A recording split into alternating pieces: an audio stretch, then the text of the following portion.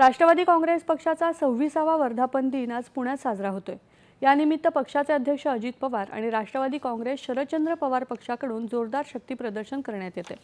वर्धापन दिनानिमित्त ध्वजारोहणाचा कार्यक्रम प्रदेशाध्यक्ष सुनील तटकरे यांच्या उपस्थितीत पुण्यातल्या कार्यालयात संपन्न झाला। पक्षाची जनसेवेची पुरोगामी विचारधारा आणखी प्रभावीपणे महाराष्ट्राच्या कानाकोपऱ्यात पोहोचवण्याचा निर्धार यावेळी व्यक्त करण्यात आला। अजित पवार यांच्या मार्गदर्शनाखाली बालेवाडी इथे वर्धापन दिन कार्यक्रमाचे आयोजन करण्यात आले।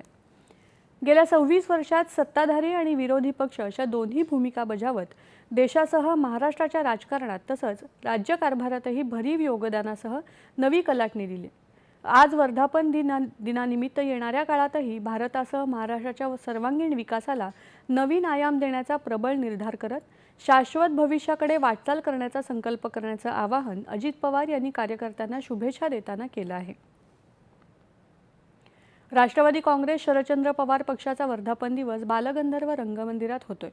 पक्षाचे अध्यक्ष शरद पवार, प्रदेशाध्यक्ष जयंत पाटील, खासदार सुप्रिया सुळे यांच्यासह मोठ्या संख्येने पक्षाचे नेते आणि कार्यकर्ते मेळाव्याला उपस्थित आहेत। गेली 7 वर्ष प्रदेशाध्यक्ष पद भूषवणाऱ्या जयंत पाटील यांनी नवीन चेहऱ्यांना संधी देण्याची विनंती शरद पवार यांच्याकडे यावेळी केली।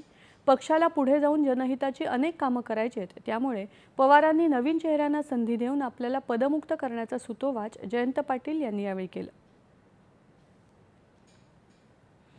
स्थानिक स्वराज्य संस्थांच्या निवडणुकीआधी शरद पवार यांच्या राष्ट्रवादी काँग्रेस